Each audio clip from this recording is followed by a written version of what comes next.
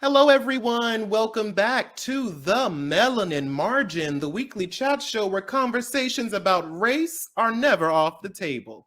We're your hosts, Quaviondre Williams. And Daquon Wilson. So let's get into this week's conversation.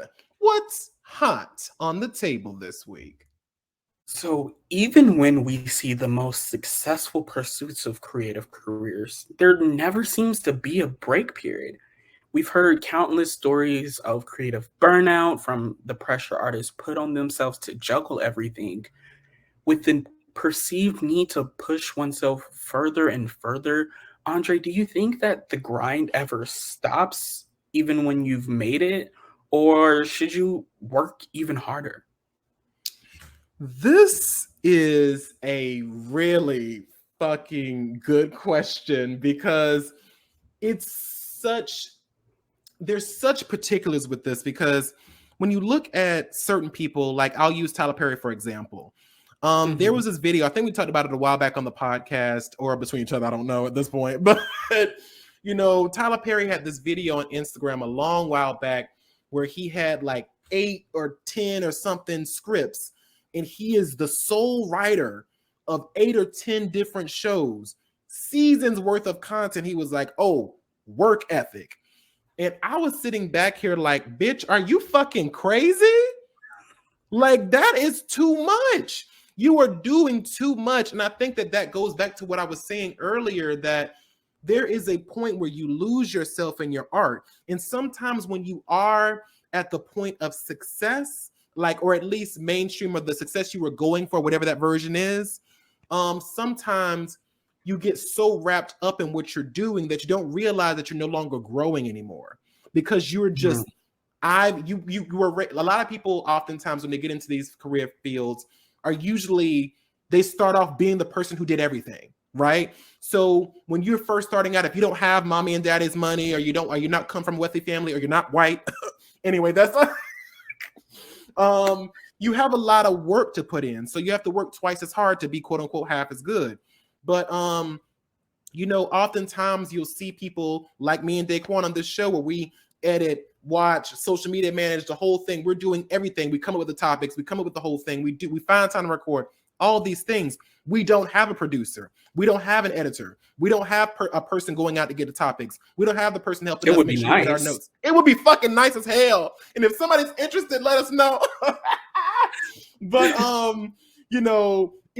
you are so used to that. And I think that sometimes some people don't realize that once you start bringing in the numbers, once you start bringing in the coins, once you start getting to a place where you're making money, it shouldn't be, okay, now I gotta push even harder. I gotta make it all. I gotta do it all. I gotta micromanage everything. It's like, no, now it's time to breathe.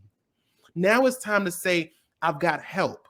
I don't have to do it on my own. I don't have to be the one handling every single aspect of my career. Now I can put my trust in other people. Now, no one's saying don't be aware of what the fuck they doing and don't be aware of their character and shit, but having that understanding of, like, for me, if I have to self-publish my book, fine, it is what it is. I got to do what I got to do because I'm gonna be that bitch regardless. But if once I get to my point where my book is starting to make real coins, and there are publishers reaching out to me saying, hey, we want to help you out, we want to put you on our market, if the stuff is right and the contract is good, I'm going for that. Because yes, self-publishing means I get to make all the major decisions, but it also means that I'm responsible for every single aspect of the process. And that is a lot of fucking work that I'm learning even now. And so if there is a way to alleviate that pressure and just focus on the creating, that is so much more important to me, because there is so much on the business side that I don't understand that I'm having to figure out on my own. So I think that there is this level of working harder, but you have to choose in what way are you working harder. So are you working harder in creating? Are you working harder in finding those avenues to alleviate some of that pressure? Or are you trying to take all of the pressure? Because when you have more money, more problems. And so when you look at something like what Tyler Perry did, all I can think in my mind is you are still in that mindset of being on your own. You're still in that mindset of living. And this when he talked about before, he lived in his car and lived in his, had to put all the things on himself, which is why his content has been suffering, because he has not allowed other people into the circle to help him out, to help him grow. He's kind of stunted his growth as a writer, because I've noticed too, yes, he might bring in the numbers, but the quality of the content is not what it used to be. Yeah, I totally agree. I think that here's the thing. The grind doesn't stop, but you have to stop the grind. Ooh, it's one of these Daquon, things. go back. Say that one more time, bitch. Say that one more time. You go slide past that, bitch.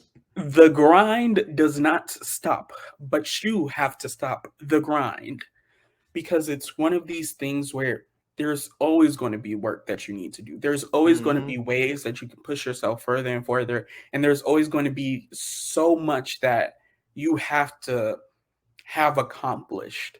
But like you were saying before, it doesn't have to be you who does everything. Exactly.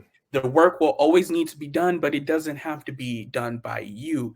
And I think that for so many people, they remember where they were, and they are so afraid of having to go back to that place. That's that fear that keeps them just pushing and going further and further, because they're like, I finally reached a place where I'm good, like where I'm comfortable, and like I have things now that I never had before. And you don't want to give those up and go back to being that quote unquote starving artist, just trying to survive. And so you think you got to keep it, because if something goes wrong, somebody else messes up, you have that fear that everything can go wrong. Nobody's going to want to book you for anything. Nobody's going to want to read your stuff. And then you basically fade back to where you were before. But you have to take that time, like we've said before, to just take that breather, take that time to yourself, not lose yourself in the work that you're doing, because a lot of times it's you that people want. People can get makeup videos anywhere. People can get books anywhere. There's so much and so many different types of people that you can get things from, but they followed you. They bought your book. They booked you. And so you have to realize that people are wanting you, so you can't give yourself up. Oh, bitch. That's a sermon right there, bitch. And it really is like that. And I really love how you spoke on that fear aspect. It's like, once you're there, you think, oh God, I have to keep going. I have to push even harder. I have to keep pushing and pushing and pushing in the same way. And I think that it's specifically with people of color too, and Black people that really suffer with this, because, we know how hard it is to break out in the industry. And so when we're there and we finally have made it, it's like, oh my God, I could be pushed out at any second. You see, it's that understanding that the world, or that the mainstream society doesn't work for us. It works against us. So we think push this way, push and push and push and push, when we don't realize that sometimes that can actually defeat the purpose of why we're fighting.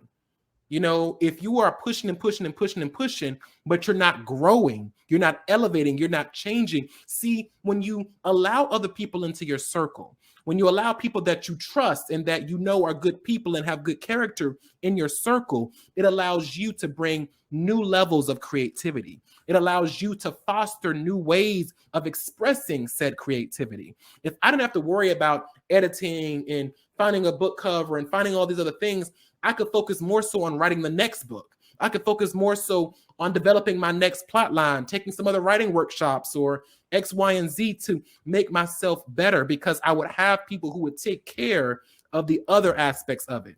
So I think that there's that understanding that when you have a chance to breathe, where you have a chance to let your creativity flow, and you have those people that are going to help you take yourself to the next level, take that breather and understand it's going to be okay.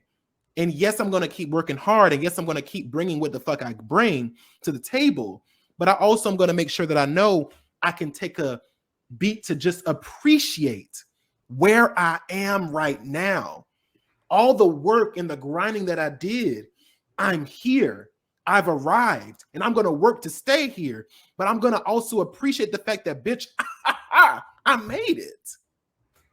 Right. And I think that this brings up a good question of just like when you have that fear of moving backwards, when you have that fear of, maybe numbers are declining a little bit, they're not going up. What is it that, helps motivate you when those numbers aren't numbering?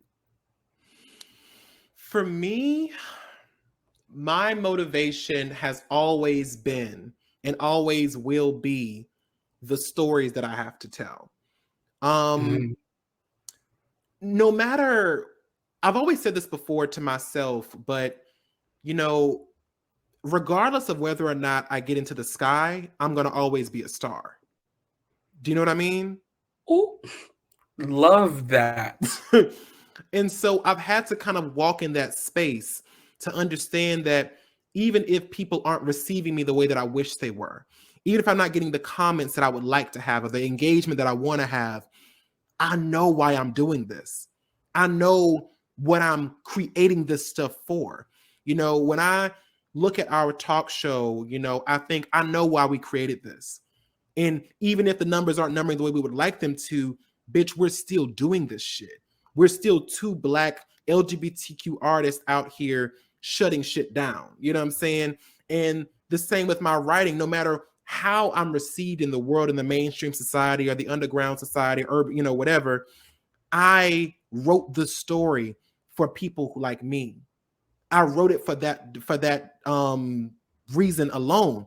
And so regardless of if people receive me well, regardless of whether or not I make it to the highest highs of my career success, I want to know that when I leave this earth, like I've said this before and I'll say it again, that I gave everything I had to what I wanted to do. That no matter where I am, quote unquote, in the idea of success, I know that for me, I wrote every book I wanted to write. I did every podcast episode I wanted to record. I made every YouTube video I've ever wanted to do. I did that shit. So regardless of how the world sees me, I know the goal. The goal isn't to be famous. The goal isn't to have millions upon millions of people know my name and know who I am or whatever. The goal is to write. The goal is to create. The goal is to make something that I will be proud of when I leave this world and know that I left my mark here, regardless of how big it was. Right. What about you, though, Daquon? You always have to go back to that why. Why are you doing what you're doing? And it's so important to remember that why, because you can't just rely on numbers to motivate you. You can't rely on inspiration to get things done.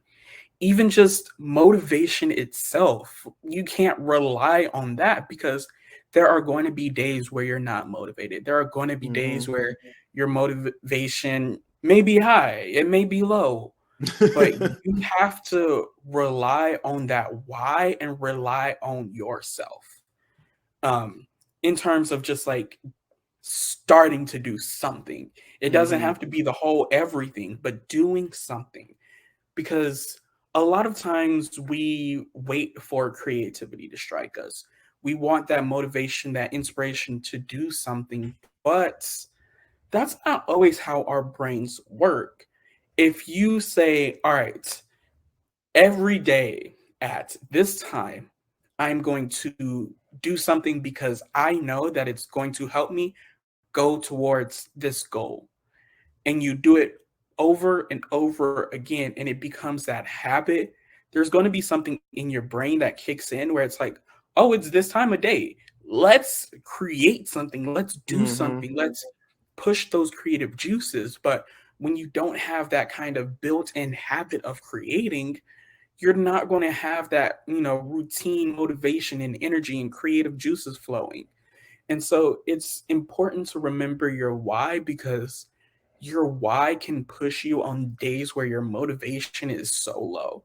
Your why can push you on days where you don't have the energy, where you don't have all the creative ideas flowing. Your why can be like, you know what? I may not do a look, but I'm going to take some time to just research some trends. I'm going to take a time to edit something.